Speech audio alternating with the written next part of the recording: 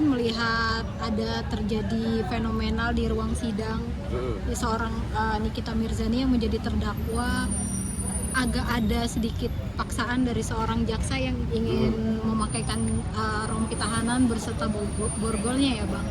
Kalau Abang melihatnya seperti apa sih Bang kejadian itu di dalam ruang persidangan? Sebenarnya begini deh, saya kan ngelihat itu hanya sepintas ya, saya nggak begitu melihat semuanya Bang. Tapi kalau yang saya ngelihat, tapi semoga apa penilaian saya salah. Saya lihat gini loh, semua manusia, baik itu terdakwa atau terpidana sekalipun, semuanya itu minta dihargai, ya kan, dengan tata krama, dengan maksud saya dengan kesopanan, mungkin dia caranya aja kok jaksa itu. Kalau saya lihat jaksa waktu saya lihat di TV itu caranya itu kurang tepat untuk memberikan kepada Nikita Mirzani. Kalau Nikita Mirzani dia penyampaiannya dengan yang bagus, saya rasa Nikita Mirzani akan mengikuti. Akan lulu gitu ya Pak? Akan lulu, pasti. Karena Nikita Mirzani itu manusia semuanya mau dihargai. Kalau saya lihat waktu penampilan itu, saya lihat dari wajah jaksa itu kok lain sekali gitu loh. Kayak ada balas dendam atau apa itu penilaian saya. Saya lihat dari bahasa tubuh gesturnya, ini penilaian pribadi saya. Gitu.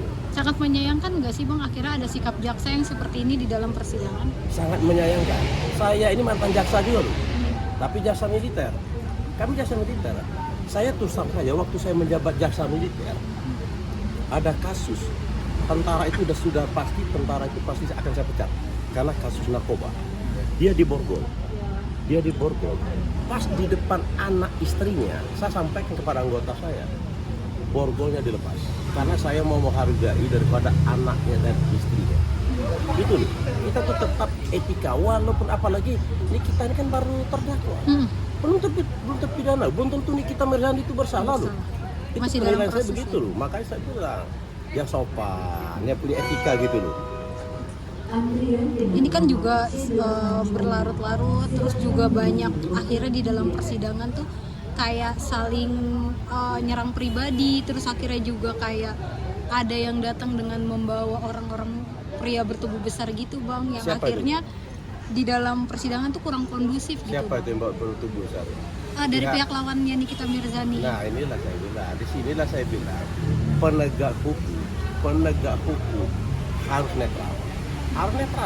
Saya ini saya mantan penegak hukum juga untuk di militer. Sekarang saya menjadi pengacara profesional. Seharusnya mereka istilahnya itu mereka tuh harus berani menyampaikan.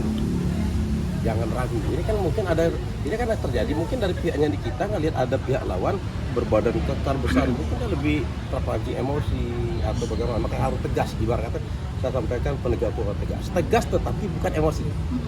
Boleh sampaikan, tegas sama emosi beda. Kalau emosi kadang-kadang karena dendam ada pribadinya, mungkin dia masih tersinggung, jadi dengan sewena-wena, itu nggak boleh. Bang, kembali SOP-nya seperti apa sih yang memakaikan rompi dan memborgol terdakwa di ruang persidangan? Ya, makanya saya sampaikan, waktu saya menjadi auditor militer, saya bilang SOP-nya kan SOP ini, saya bilang SOP ini tetap, walaupun ada SOP-nya ya, tetap kita tata krama lu. Ngerti nggak maksud saya? Tata krama lu terhadap seseorang. Semua orang minta dihargai, apalagi di depan umum. Itu intinya di sana saya sampaikan. Makanya saya berulang kali saya sampaikan tadi.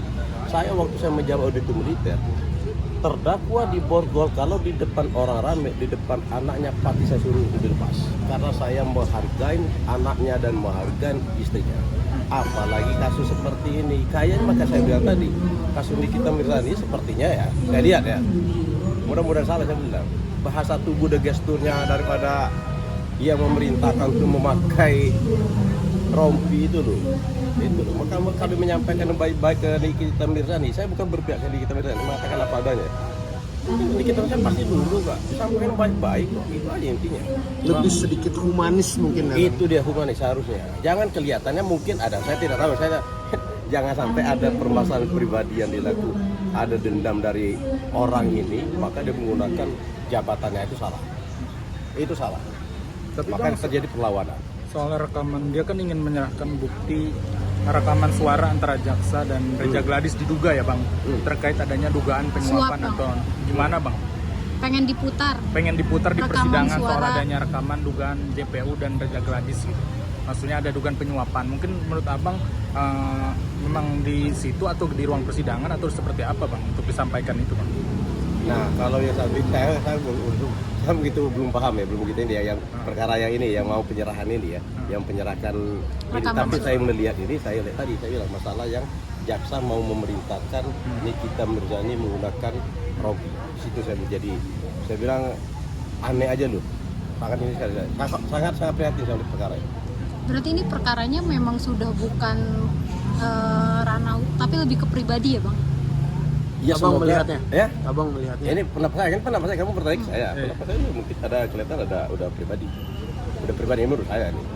Saya lihat waktu penyerahan dan memerintahkan untuk memakai itu udah menggunakan kan ke aroganan gitu, seperti arogan itu. Sepertinya kan arogan gitu.